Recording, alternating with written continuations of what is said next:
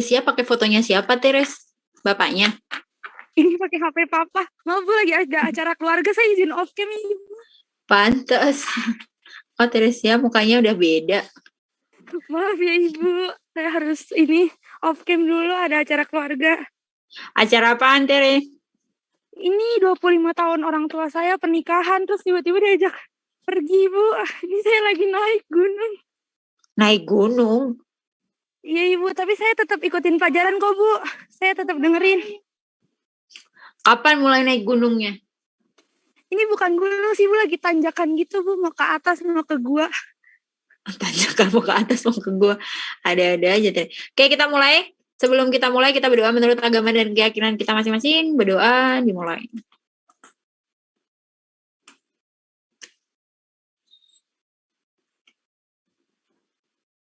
Selesai. Oke, hari ini sedikit saya mengulas terlebih dahulu mengenai studi case atau case yang ada 3 poin pertanyaan dalam kuis kemarin tambahan. Kita sedikit mengulas open diskusi untuk bisa untuk bisa dijawab bersama-sama. Apa sih yang kemarin dipersoalkan, apa jadi case permasalahannya? Yang pertama adalah mengenai pendapat kalian terhadap statement bahwasanya penyederhanaan organisasi atau penyederhanaan tugas-tugas kerja itu sebenarnya memiliki dampak negatif bagi perusahaan. Apakah kalian setuju dengan statement tersebut? Setuju nggak kira-kira? Ada beberapa teman, karena saya bacanya belum selesai, ada beberapa teman yang menyatakan setuju dengan statement tersebut. Ya, memiliki dampak negatif terhadap perusahaan.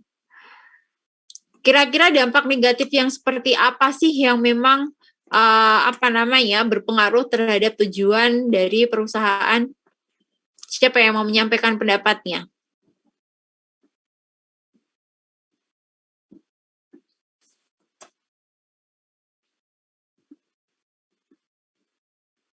Yuk, silakan.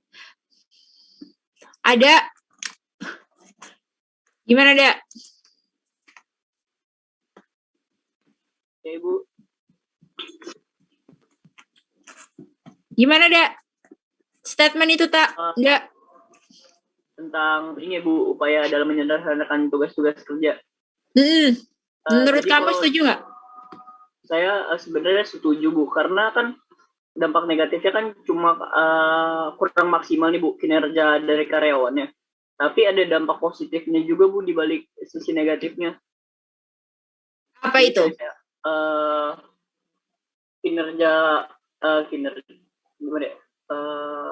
Kinerja karyawan itu jadi lebih maksimal karena kerjanya jadi lebih ringkas Bu dari penyederhanaan tersebut.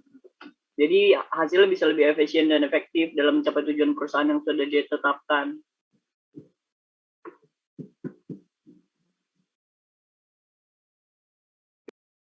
Oke, ada. Terima kasih, Da. Saya mau bertanya ke Farsha. Kalau Farsha mengatakan bahwasanya menurut Farsha saya kurang setuju terhadap argumen atau statement mengenai penyederhanaan tugas kerja memiliki dampak negatif bagi perusahaan. Gimana, Farsha?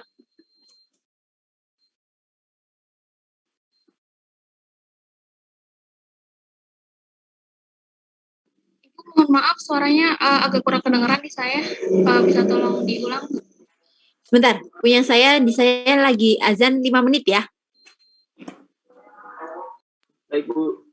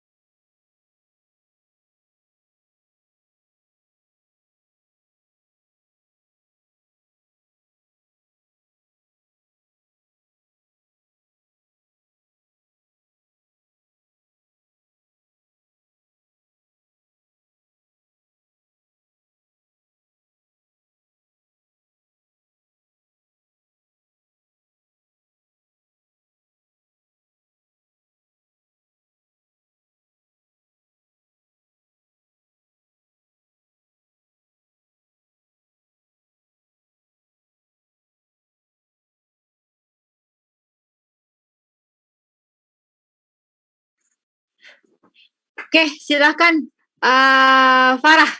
Farsa Adina Laras Kansa.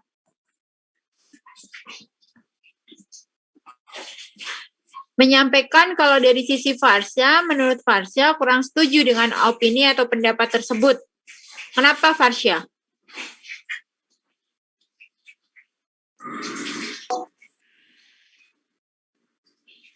Karena menurut saya upaya menyederhanakan tugas-tugas kerja dilaksanakan untuk mencapai tujuan organisasi. Maka dampak yang diberikan itu tidak selalu berdampak negatif bagi perusahaan dan karyawan. Contohnya tuh di sisi positif upaya menyederhanakan tugas-tugas kerja ini memiliki sisi positifnya seperti tugas-tugas akan menjadi lebih praktis, efektif, dan efisien ketika dikerjakan, Bu. Oke, iya pasti tugas akan menjadi lebih efisien dan efektif dalam proses penyederhanaan pekerjaan. Tapi bagaimana dengan proses penyederhanaan pekerjaan itu ketika dalam proses penyederhanaan ada beberapa ada beberapa karyawan yang tidak mengedepankan tanggung jawab, tidak mengedepankan kewajiban terhadap pekerjaannya dan menganggap remeh pekerjaan tersebut karena terlalu mudah untuk dilakukan. Gimana? Oke, saya mau tanya ke Ruth, karena Ruth juga berpendapat bahwasanya tidak setuju dengan statement itu. Gimana, Ruth? Maaf Bu, bisa diulang bentar Bu, tadi agak berisik Bu di rumah saya Bu. Gimana Ruth? Kalau menurut Ruth kira-kira tadi Ruth juga menyatakan bahwa Ruth tidak setuju, tapi dalam proses penyederhanaan pekerjaan itu balik lagi di masing-masing karyawannya belum tentu mereka mempunyai tanggung jawab, mempunyai kewajiban yang dibebankan bisa terselesaikan dengan baik. Bisa jadi dengan penyederhanaan itu menganggap remeh karena terlalu mudah untuk dikerjakan. Gimana Ruth? Apakah masih berasumsi bahwa itu akan berdampak positif?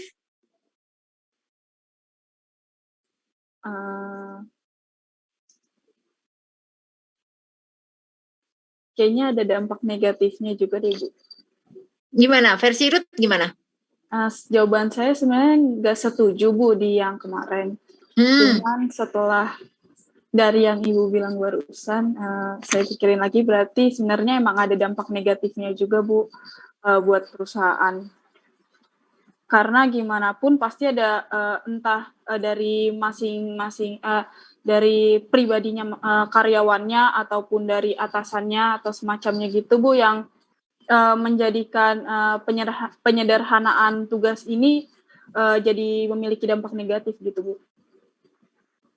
Oke, saya tanya ke Sania. Sania Sanusi juga menjawab tidak setuju. Gimana San?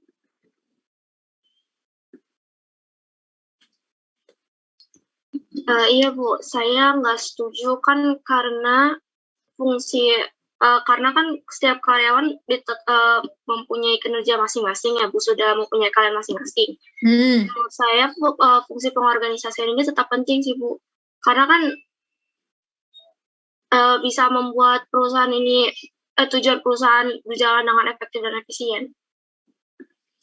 Ya, penyederhanaan dilakukan untuk pekerjaan lebih efektif dan efisien. Tapi dalam proses penyederhanaan, apakah iya semuanya bisa berdampak positif? Ya enggak? Kalau kita lihat, kalau penyederhanaan itu kan dilihat dari sisi fungsi manajemen pengorganisasian ya. Ya enggak? Karena kan kemarin merinci terlebih dahulu nih kegiatannya apa, habis dirinci dikelompokkan maka kita bisa memilah mana ini masuk ke bidang mana ya nggak? Departementalisasi habis pengelompokan, ya nggak? Iya Bu. Nah, apakah iya dalam proses penyederhanaan itu bisa disimpulkan bahwa penyederhanaan akan selalu memberikan dampak positif? Tidak juga sih Bu, balik lagi ke karyawannya masing-masing kan. Karena kan mungkin kalau misalnya dampak negatifnya menghambat kinerja karyawannya Ibu. Oke, balik lagi ke karyawan menghambat. Kalau menghambat kemungkinan besar tidak, karena dalam proses penyederhanaan itu akan lebih memudahkan kinerjanya, memudahkan cara kerjanya dan yang lainnya, memudahkan koordinasinya misalnya. Tapi dampak positif dan negatif, bagaimana fungsi dari manajer terhadap penyederhanaan kegiatan tersebut? Gimana kira-kira? Saya mau tanya Delziba. Gimana Zip? Iya Bu, kalau kemarin saya jawabnya penyederhanaan, saya setuju, tapi asal tuh karyawannya itu nggak menyepelekan tugas-tugasnya gitu loh Bu. Karena kan sebenarnya penyederhanaan itu kan bagus, masa kan biar kerjanya lebih efektif, lebih efisien dan memudahkan karyawan juga. Tapi takutnya tuh jadi menyepelekan tugasnya gitu loh Bu, karena udah disederhanain. Oke. Memang dalam proses pengorganisasian penyederhanaan itu dibutuhkan dengan harapan efektif dan efisien dalam proses pencapaian tujuan dan pelaksanaan kegiatan. Sehingga yang diharapkan memang dampaknya adalah positif, bukan dampak negatif. Poin pentingnya itu. Akan tetapi dalam proses berjalannya dalam sebuah organisasi dan perusahaan tidak bisa semuanya berjalan sesuai dengan harapan, ya nggak? Kalau semua berjalan sesuai dengan harapan tidak ada masalah di situ. Ya nggak? Sama halnya ketika kalian mau ke kampus. Rutenya sebenarnya kalau dilihat rute normal, itu saya harus menggunakan apa nih? Kalau menggunakan transportasi umum atau angkot, itu 3 kali rute. Tapi saya mau lebih efektif dan efisien nyampe kampus. Akhirnya saya menggunakan Gojek. Saya tidak turun 2 kali, tidak turun 3 kali untuk ganti angkot. Ya nggak? Harapannya apa? Harapannya tujuan saya ke kampus lebih cepat, lebih efektif, lebih efisien. Nanti ketika saya sudah sampai kampus, saya bisa mengerjakan apa yang seharusnya saya kerjakan lebih cepat dibandingkan saya naik ke angkot. Itu harapannya. Tapi dalam proses perjalanannya apakah semudah itu? Ya belum tentu. Ya enggak? Nah, di sini peranan dari manajer dibutuhkan. Sehingga dalam kemarin kita belajar fungsi manajemen, pengertian dasar dari manajemen harus meliputi 4 fungsi manajemen, POAK-nya. Bagian dari penyederhanaan adalah organizing. Di samping itu juga harus perlu apa? Controlling. Ya enggak? Dalam proses actuating-nya di penyederhanaan itu bisa nggak masih berjalan sesuai dengan plan yang dibuat nggak? Rute dari pengelompokan pekerjaan apakah bisa dilaksanakan dengan efektif dan efisien? Tapi kalau ditanya lagi, setuju, sepakat atau tidak, harus dipertimbangkan dari 2 sisi. Ketika kita memberikan pendapat, itu pendapat yang kalau positif itu dampaknya apa sih? Kalau misalnya dampak negatif itu kira-kira seperti apa sih? Ya nggak? Nah, fungsi manajer itu adalah mempertimbangkan dalam proses pembuatan keputusannya. Mempertimbangkan faktor eksternal internalnya. Sehingga bisa meminimalisir dampak dari yang ditimbulkan dalam keputusan itu. Penyederhanaan bagian dari siapa? Bagian dari tugas manajer. Kira-kira pekerjaan ini bisa dilakukan berapa orang? Kira-kira dalam proses pekerjaan ini bagaimana rincian tugasnya? Hal-hal apa saja yang harus dilakukan oleh masing-masing individu? Dalam penyederhanaan tugas ini bisa nggak dilakukan satu individu? Oh, tadinya dengan pola manajemen yang lama dilakukannya pekerjaan ini 4 orang. Tapi kita lihat lagi pola pekerjaannya. Oh, ternyata masih bisa dilakukan oleh 1 orang. Berarti lebih apa? Lebih irit, ya nggak? Saya nggak harus bayar nih 4 orang untuk melakukan satu pekerjaan, cukup dengan 1 orang. Tapi dengan 1 orang durasi waktu pekerjaannya gimana? Masih memungkinkan dengan durasi yang sama dilakukan 4 orang? Kalau tidak memungkinkan bagaimana penyelesaiannya? Selisihnya berapa lama? Berapa ongkos yang harus saya keluarkan dengan pekerjaan harus dikerjakan 1 orang? Paham ya? Sehingga kalau kalian dituntut untuk menganalisis sebuah kasus, harus mempertimbangkan banyak hal, banyak indikator. Sehingga menuntut kalian untuk mencoba untuk berpikir apa? Berpikir kritis dan analitis. Yang namanya pendapat tidak ada salah, tidak ada benar. Tapi balik lagi, pendapat itu harus berprinsip. Berdasarkan apa? Berdasarkan dengan teori yang sudah kalian pelajari. Paham ya? Yang kedua, pertanyaan yang kedua adalah, tersedianya teknologi informasi akan semakin canggih, memungkinkan pekerjaan bisa dilakukan dimanapun, kapanpun, dan dengan siapapun. Tapi, dilihat dari kondisi yang seperti ini, apakah masih dianggap penting fungsi manajemen itu? Yaitu adalah fungsi pengorganisasian ini. Masih dianggap penting nggak dengan teknologi yang sudah ada ini? Ya, siapa yang mau jawab? Saya mau tanya ke Satya. Gimana Satya?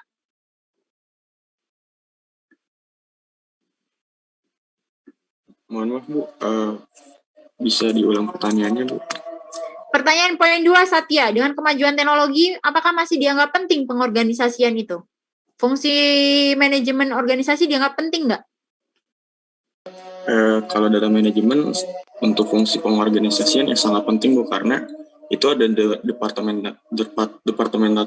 departementalisasi sama pembagian kerja. Jadi kan kalau untuk teknologi hanya sebagai penunjang aja, tapi kalau untuk pengorganisasian, ya tentunya sangat-sangat penting untuk perusahaan, untuk pembagian kerja, untuk departementalisasi, ketika ada tugas-tugas atau proyek-proyek atau tujuan yang akan dikerjakan, pengorganisasian itu ya sangat-sangat penting dari manajer tingkat atas maupun sampai manajer tingkat lini gitu Bu.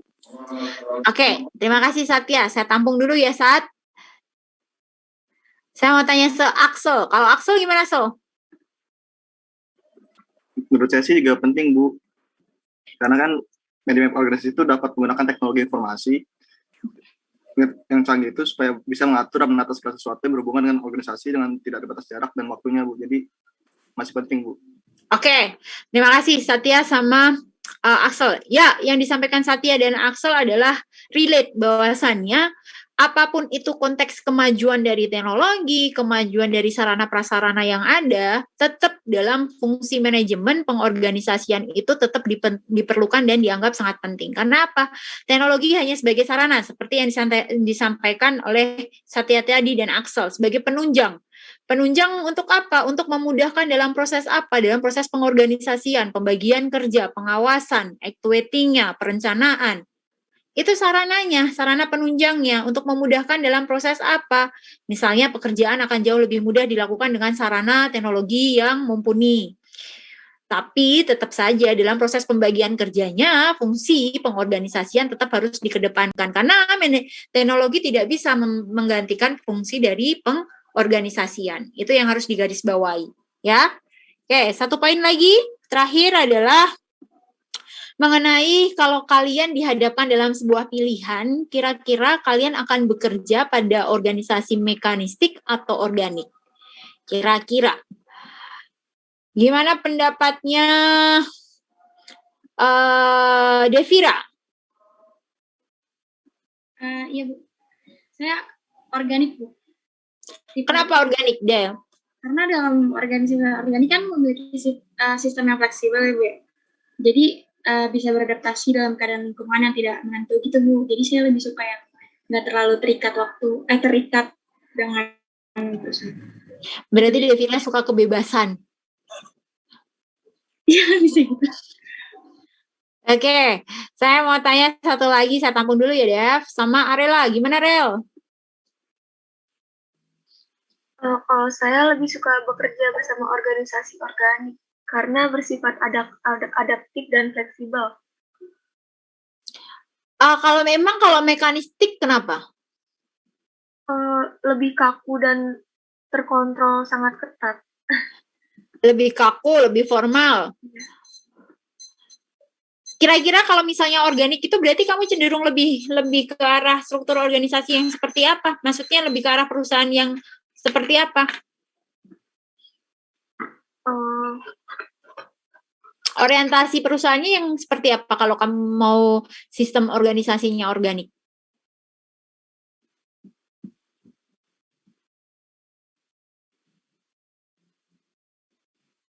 Contohnya gimana, Bu? Ya kalau kamu mau ke organik berarti contoh organisasinya yang seperti apa? Kan kemarin sudah dibedakan tuh.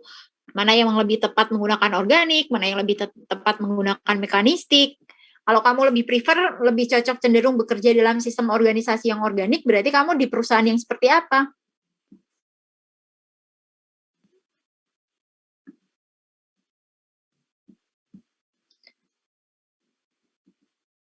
Apa, Rel? Hampir semua menjawab organik loh.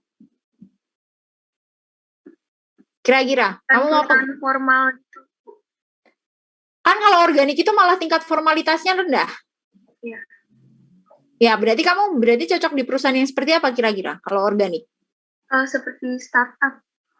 Startup, ya. Startup itu lebih prefer menggunakan sistem atau struktur organisasi yang organik karena tingkat formalitasnya tidak terlalu tinggi, kemudian kemarin bagian dari diferensiasi horizontalnya juga rendah, kemudian bagian dari diferensiasi vertikalnya pun juga rendah. Itu kalau yang model organisasi atau struktur organisasinya organik, yaitu biasanya outputnya adalah mereka yang orientasinya produksi unit produknya, itu yang lebih prefer menggunakan yang organik. Jadi sekian banyak mahasiswa yang mencoba untuk mengutarakan pendapatnya mengenai mana yang harus dipilih dalam organisasi antara mekanistik atau organik, mereka lebih cenderung ke organisasi yang organik. Berarti kalian tidak bisa masuk nih dalam struktur organisasi model-model pegawai negeri. Itu kan semuanya sudah diatur, formalitasnya tinggi, diferensiasi horizontal dan vertikalnya juga tinggi. Nah, kalian cenderung sebagai apa? Sebagai businesswoman, businessman yang memiliki apa? Karena dalam proses organik itu kita lebih cenderung untuk menampung aspirasi dari bawahannya, menampung saran dan juga masukan dari bawahannya dalam proses pengambilan keputusan. Tapi kalau yang mekanistik, mereka atau pimpinan lebih cenderung untuk mengambil keputusannya secara mandiri, individual. Paham ya? Oke, kita close di materi pengorganisasian, kita masuk di materi selanjutnya. Saya share screen terlebih dahulu.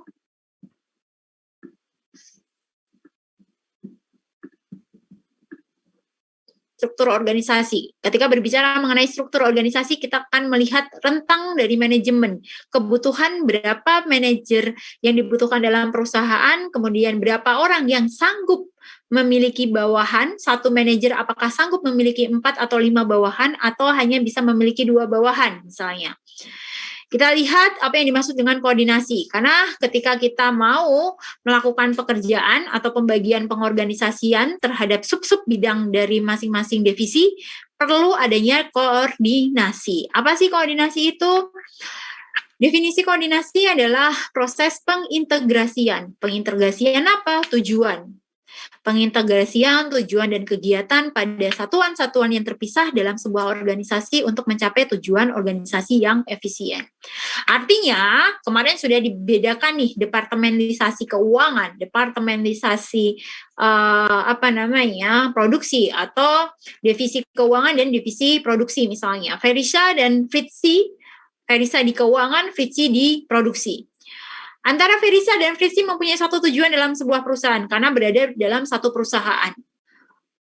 Tujuannya adalah meningkatkan laba atau meningkatkan penjualan. Sehingga Ferisa dan Fritzi harus memiliki koordinasi, harus memiliki komunikasi yang terintegrasi. Ketika Fritzi di bagian produksi ingin menekan angka biaya produksi dan meningkatkan output produknya, apakah akan berdampak di keuangan Ferisa misalnya? Kalau saya butuh produksi lebih banyak, gimana Ferisa? Ferisa punya duit nggak di bagian keuangan? Punya cadangan safety uang nggak buat nambah ongkos biaya produksi? Nah, itu perlunya koordinasi. Jadi tidak bisa berjalan sendiri-sendiri dalam sebuah perusahaan. Nah, apa yang dimaksud dengan rentang manajemen?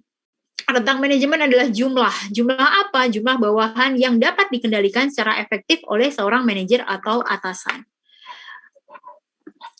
Dalam rentang manajer dan koordinasi saling berhubungan erat. Semakin besar jumlah rentangnya, maka semakin sulit untuk mengkoordinasikan kegiatan-kegiatan bawahan secara efektif. Maka dilihat ruang lingkup pekerjaan terlebih dahulu. Apakah ada seorang manajer mampu membawahi 10 orang karyawan atau bawahan kalau ruang lingkup pekerjaannya complicated. Karena jelas pengawasannya ada akan jauh lebih susah untuk mengawasi 10 bawahan. Apakah Sania di bagian keuangan harus menggunakan 15 orang bawahan atau hanya butuh 5 orang saja untuk mengerjakan di bagian keuangan? Supaya apa? Lihat lagi ruang lingkup kegiatannya untuk memudahkan koordinasinya, untuk memudahkan pengawasannya, itu seperti apa? Ya kalau banyak orang akan semakin susah, Bu. Koordinasinya ya belum tentu juga. Kemudian, poin yang kedua adalah jumlah bawahan yang melapor ke setiap manajer akan lebih banyak. Organisasi hanya membutuhkan sedikit manajer sehingga apa? Sehingga lebih mudah mengkoordinasikan kegiatan-kegiatan antar departemennya. Bisa jadi juga dibalik lagi. Apakah lebih efektif dan efisien ketika manajer itu lebih banyak dibandingkan dengan bawahannya?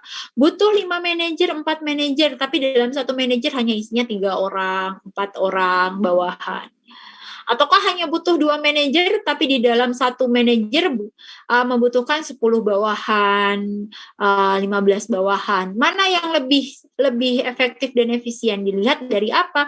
Dilihat dari ruang lingkup pekerjaan, dilihat dari kemampuan dari seorang manajer untuk bisa mengkoordinasikan masing-masing bawahan dalam setiap aktivitas.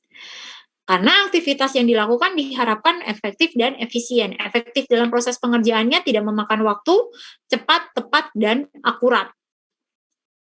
Paham ya? Oke, berapa kira-kira jumlah rentang yang ideal? Ada 2 alasan utama penentuan rentangan yang tepat. Yang paling penting adalah yang pertama adalah rentang manajemen itu berpengaruh terhadap penggunaan efisiensi dari manajer dalam proses pelaksanaan kerja yang efektif dari bawahannya. Sehingga kalau terlalu besar juga tidak efisien, kalau terlalu sempit juga manajer tidak bisa menggunakan atau tidak bisa digunakan sepenuhnya. Fungsi manajer tidak akan berlaku bila misalnya terlalu sempit. Kemudian dilihat lagi dari sisi apa? Dari sisi hubungan antara rentang manajemen dengan seluruh organisasi dan struktur organisasi. Struktur organisasi yang digunakan struktur organisasi metrik kah? Atau struktur organisasi divisional kah? Atau struktur organisasi lini atau fungsional kah? Atau lini dan staff. Maka dilihat penentuan dari struktur organisasi akan menentukan jumlah rentang dari manajemennya. Paham ya? Kemudian kita lihat lagi poinnya. Semakin sempit rentang manajemen, struktur organisasinya akan berbentuk panjang atau tall. Kalau semakin lebar rentang manajemen, struktur organisasinya akan berbentuk flat. Maka bisa dibuat rumusnya. Rumusnya adalah R sama dengan N dikali dengan 2, dikali dengan 2 kali N minus 1 kuadrat ditambah dengan N minus 1 N ditambah dengan N minus 1. Jadi R sama dengan N dikali dengan 2. 2 dikali kuadrat N minus 1 ditambah dengan N minus 1. Bisa diasumsikan jika ada 5 bawahan, maka akan ada 100 hubungan di situ. Nah, bagaimana menentukan rentang manajer? Apa yang dimaksud dengan tall? Apa yang dimaksud dengan flat? Hubungan antara rentang manajer dan struktur organisasi. Jika rentang manajer flat, itu adalah satu tingkatan manajemen dimiliki satu manajer. Kemudian kalau rentangnya lebih tinggi, 2 tingkatan manajemen dimiliki oleh 4 manajer. Rentangan tinggi, paling tinggi, bisa diasumsikan bahwasanya 3 tingkatan manajemen memiliki 9 manajer. Jadi kalau manajer low-nya ada 3, berarti masing-masing dari manajer low itu ada 3 manajer di situ. Itu yang dimaksud dengan rentangan tinggi atau tall-nya. Maka strukturnya bisa dilihat seperti ini. 1 tingkatan manajemen, 1 manajer. Ini 1 tingkatan manajemen, 1 manajer. Yang di bawahnya adalah staff. Kemudian 2 tingkatan manajemen, 4 manajer. Ini bisa disebut dengan yang lebih tinggi. Sehingga kalau yang 3 gimana? Kalau yang 3 berarti 3 tingkatan manajemen, maka memiliki 9 manajer. Ini 2 tingkatan, 4 manajemen. 2 tingkatan manajemen, 4 manajer. 1 tingkatan manajemen, 1 manajer. 3 tingkatan manajemen, 9 manajer. Tadi dilihat kapasitas dan kapabilitasnya dari masing-masing manajernya. Karena berbicara manajer, nanti kita akan membahas yang kemarin sudah kita singgung yang berkaitan dengan wewenang dan delegasi. Masih ingat kan wewenang dan delegasi kemarin sudah disinggung? Kapan wewenang bisa diberikan, kapan delegasi bisa diberikan kepada bawahan? Apa yang bisa didelegasikan? Yang bisa didelegasikan adalah tugasnya dan tanggung jawab dari tugas tersebut. Tapi pertanggungjawaban dari pencapaian tugas itu tidak bisa didelegasikan. Misalnya, Alivia sebagai seorang manajer. Alivia mendelegasikan kepada Ruth untuk mengerjakan A. Ruth mempunyai tanggung jawab dan mempunyai wewenang untuk apa? Untuk mengerjakan tugas A. Tapi pertanggungjawaban terhadap tugas A ini tetap ada di bahunya Alivia. Paham ya? Yang bisa didelegasikan adalah tugas dan tanggung jawabnya, tapi pertanggungjawabannya balik lagi kepada seorang manajer. Maka apa yang disebut dengan wewenang? Wewenang adalah hak untuk melakukan kegiatan, melakukan perintah kepada orang lain untuk melakukan apa? Melakukan sesuatu atau tidak boleh melakukan sesuatu agar memudahkan dalam proses pencapaian tujuan. Ada 2 pandangan yang berlawanan mengenai wewenang, ada teori formal dan teori penerimaan. Kalau teori formal menganggap bahwa wewenang itu adalah sesuatu yang dianugerahkan, sesuatu yang dilimpahkan. Tapi kalau yang beranggapan mengenai teori penerimaan, wewenang itu muncul hanya jika diterima oleh kelompok atau individu orangnya. 2 pandangan yang berlawanan ketika menganggap bahwa wewenang itu adalah sesuatu yang dianugerahkan. Yang satu adalah wewenang itu adalah ketika itu muncul atau diterima oleh kelompok atau individu perseorangan. Ada 3 jenis wewenang lini, staf, dan staf fungsional. Kalau wewenang lini dilihat dari struktur atau jalur perintahnya. Jadi seorang atasan bisa memberikan wewenang ke bawahan. Tapi kalau yang staff adalah hak yang dimiliki dari satuan-satuan staffnya untuk memberikan rekomendasi, untuk memberikan saran, untuk memberikan atau untuk bisa berkonsultasi dengan bagian personalianya. Itu adalah bagian wewenang staffnya atau staff authority. Sedangkan wewenang staf fungsional itu lebih kepada hubungan kuat atau hubungan terkuat yang dimiliki di masing-masing stafnya dari masing-masing satuan lininya. Artinya yang disebut ketika manajer tadi Alivia memberikan wewenang ke Ruth berarti masuk dalam kategori wewenang lini. Kalau Safira dan Hana masuk dalam satu divisi, memberikan masukan, menyarankan sesuatu, berarti masuk dalam wewenang staff authority-nya. Paham ya? Kalau staff fungsional adalah di mana antara Safira dan Faras beda bidang. Safira keuangan, Faras adalah di pemasaran misalnya. Safira dan Farsha misalnya atau Laras misalnya mempunyai hubungan untuk memberikan apa? Memberikan pandangan antara Safira dengan Laras misalnya. Itu disebut dalam staf fungsional atau fungsional staff authority-nya. Tapi lebih banyak dalam kegiatan berorganisasi, dalam fungsi manajemennya yang diberikan wewenang adalah meliputi wewenang lini dan meliputi wewenang staff atau authority-nya. Balik lagi, karena bekerja itu butuh koordinasi. Bekerja itu butuh apa? Butuh pola pekerjaan yang efektif dan efisien. Kapan saya harus mengerjakan dengan tepat, dengan cepat, dengan akurat. Delegasi, apa yang dimaksud dengan delegasi? Delegasi merupakan pelimpahan wewenang dan tanggung jawab formal kepada orang lain untuk melaksanakan kegiatan tertentu. Sehingga ada delegasi wewenang. Di mana delegasi wewenang adalah seorang manajer bisa mengalokasikan wewenangnya kepada bawahannya, sehingga bawahan pun juga punya hak untuk atau punya kewajiban untuk melapor kepada manajernya. Itu adalah yang dimaksud dengan delegasi wewenang. Dalam pendelegasian ada 4 yang harus dilakukan. Pendelegasi harus menetapkan terlebih dahulu tujuannya dan tugasnya. Jadi dalam proses pendelegasian harus memberikan dan juga menetapkan apa tujuan dari tugasnya, apa tugas yang harus dilakukan kepada bawahannya. Dan dalam proses pendelegasian harus melimpahkan wewenang yang diperlukan untuk mencapai tujuan itu. Penerima delegasi menimbulkan kewajiban atau mempunyai kewajiban dan juga tanggung jawab terhadap tugasnya untuk mencapai tujuan. Pendelegasi menerima pertanggungjawaban bawahan untuk hasil-hasil yang dicapai. Sehingga tadi disimpulkan bahwa dalam proses delegasi memberikan wewenang itu pertanggungjawabannya tidak bisa didelegasikan. Yang didelegasikan hanya kewajiban dan tanggung jawab terhadap tugasnya. Balik lagi hasil yang dicapai itu balik ke pertanggungjawaban seorang pendelegasi.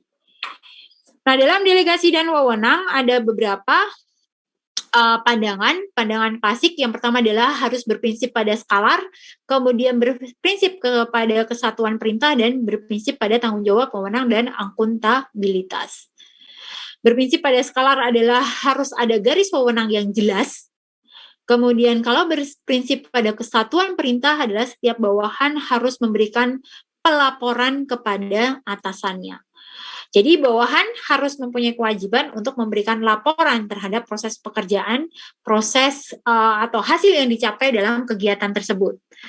Sehingga dalam pandangan klasik pun atau pedoman klasik dalam delegasi wewenang dilihat dari tanggung jawab, wewenang itu sendiri dan juga akuntabilitas. Paham ya?